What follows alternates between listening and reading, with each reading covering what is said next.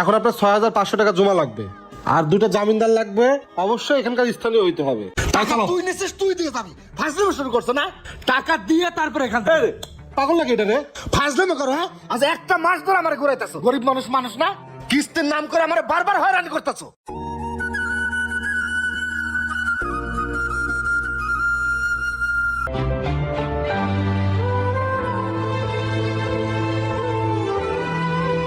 আসসালামু আলাইকুম ভাই। ওয়ালাইকুম আসসালাম আলমগীর মিয়া। তুমি জানো যে এই দোকানে আমি অ্যাডভান্স চাই 2 লাখ টাকা। তুমি গরিব মানুষ, তোমার 1 লাখ টাকা অ্যাডভান্স এই দোকানটা আমি দিছি। তার মতো দিছো 50,000, আর 50,000 কোনো খবর নাই। কবে দিবা? আর কয়টা দিন সময় দেন ভাই, আমি একজনের কাছে কয়টা টাকা চাইছি, দিলে আমি আপনাকে দিয়ে দেবো না। আজকে 3টা মাস ধরে তুমি ওই একই কথা কইতাছো। এই জন্য গরিব মানুষের কোনো উপকার করতে নাই। আর আমি লোন টোন করে তো বাকি 50,000 টাকা তুমি দিতে পারো না, এগুলো শিখাই দেন লাগে। হ্যাঁ ভাই তো ঠিক কথাই কইছে।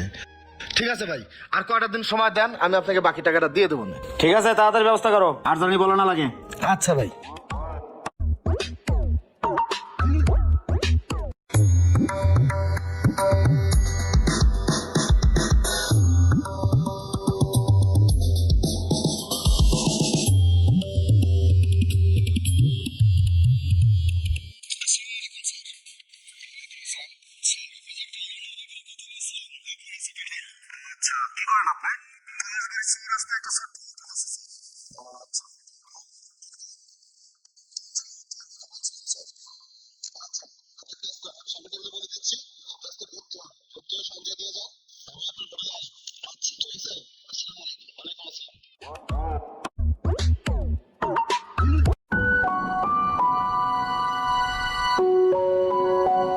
এই আলমগীরের দোকান কি এটাই? হ্যাঁ বস, এটাই। ও আচ্ছা, চলো। আসসালামু আলাইকুম স্যার। ওয়ালাইকুম আসসালাম। স্যার বসেন। আচ্ছা ঠিক আছে, এই ভিতরে যা, বসো। আচ্ছা, আপনি তো অফিসে গেছিলেন? জি স্যার। আচ্ছা আলমগীর ভাই, লোন তো 50,000 টাকা তুলবেন না? জি স্যার। 50,000 টাকা, 6,500 টাকা জমা লাগবে, আর 2টা জামিনদার লাগবে, অবশ্যই এখানকার স্থানীয় হইতে হবে। জামিনদারের 2 কপি করে ভোটার আইডি কার্ডের ফটোকপি, আর 2 কপি করে ছবি লাগবে। আচ্ছা এখন তো নাই স্যার, তো আমি ব্যবস্থা করে দেবো না। আচ্ছা, সামনের সপ্তাহে এটা ব্যবস্থা করে রাখবেন। এখন 6,500 টাকা দেন। এই নেন স্যার। 6,500 না? রাখো।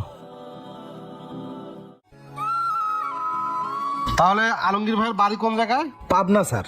পাবনা। পাবনা, পাবনা।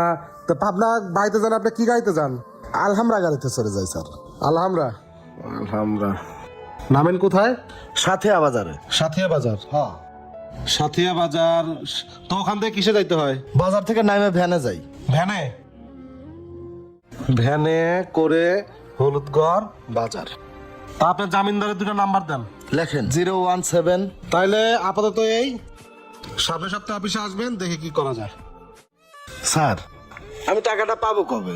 টাকাটা আপনি একটা কাজ করেন, বিকাল 5টার পরে ম্যানেজার স্যারকে একটা ফোন দিয়ে, আমার হাতে তো কিছু করার নাই, আমি সবকিছু করে নিয়ে গেলাম, আপনার স্যারকে একটা ফোন দিন, ঠিক আছে? আচ্ছা ঠিক আছে স্যার। আচ্ছা, এই চলো আসি। হ্যাঁ আচ্ছা, একটু তাড়াতাড়ি ব্যবস্থা করে দিন। আচ্ছা ঠিক আছে।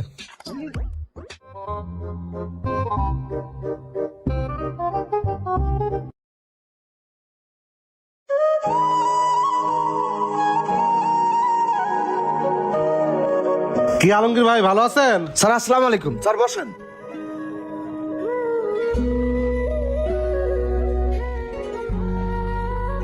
স্যার হ্যাঁ, জলিল ভাই লোন তুলছে, ও তো 1 সপ্তাহের ভিতরে টাকা পায় গেছে। আপনি যা করছেন আমি তাই শুনতেছি।